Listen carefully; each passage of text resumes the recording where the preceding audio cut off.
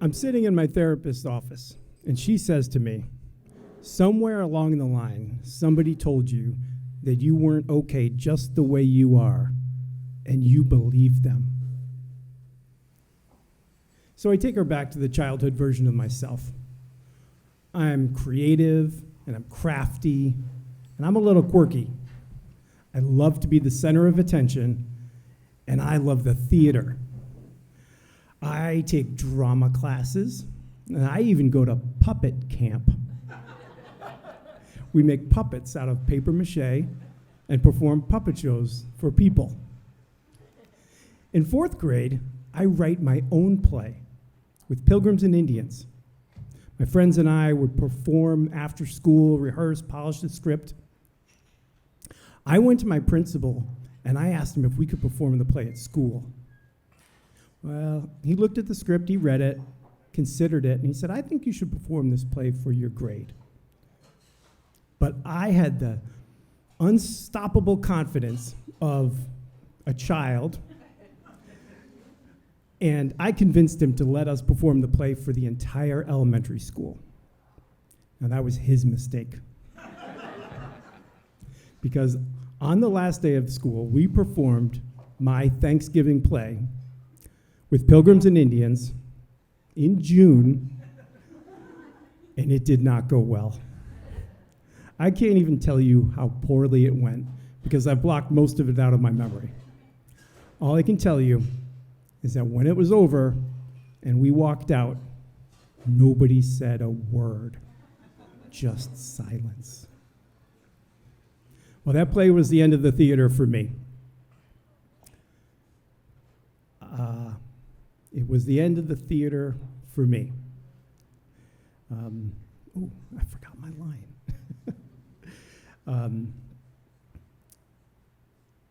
We never talked about it again. Even in my own family, we never talked about it again. We locked it in the same box of shame that other families might put things like addiction, mental illness, prison, or my play. Fortunately, the next year, we moved all the way across the country. And middle school is the chance for me to have a fresh start. Now, my family loves me even if I'm creative and quirky, and they don't want to see me getting teased at my new school. So they encourage me to make some changes.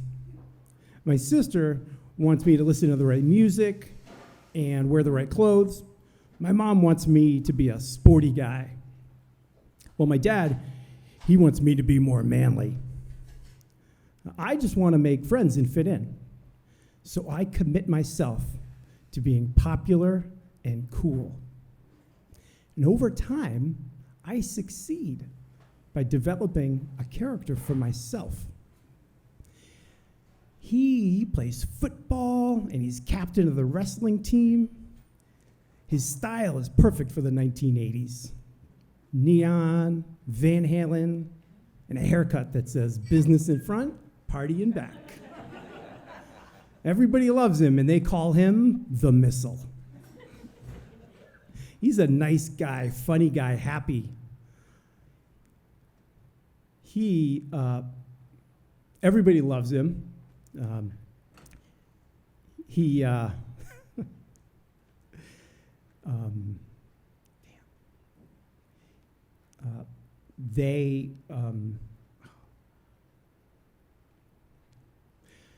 He's funny, he's wild, he's unpredictable. He likes to the other guys like to hang out with him because he does stunts and he plays pranks. He likes to sneak into underage bars and run from the police because he has an unquenchable thirst for beer.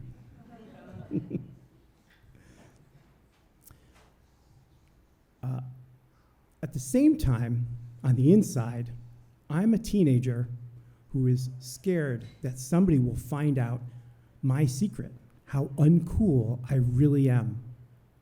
Sometimes I would flash back to that silly play and that flamboyant little boy, and it would fill me with shame and embarrassment.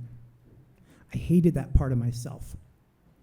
And that feeling drove me to play the missile bigger and even more outrageous. Well, that cycle doesn't go on forever, because after college, in the real world, there's no more audience, so there's no more missile. I'm just a dad, and I still believed that nobody could possibly love me if they really knew me. So I spent the next 20 years depressed, anxious, and crippled by self-loathing and that same unquenchable thirst for beer, even though the party was over. So that's how I end up in my therapist's office. So when she says to me, "Somebody told you that you weren't good enough," I realize it was me. I told myself that, and I believed it. I had created a character who was there for me at a certain point in my life. And I'm glad that the missile was there to help me. But now I know that I don't have to feel ashamed, and I never did. And I want people to know who I really am. So here I am.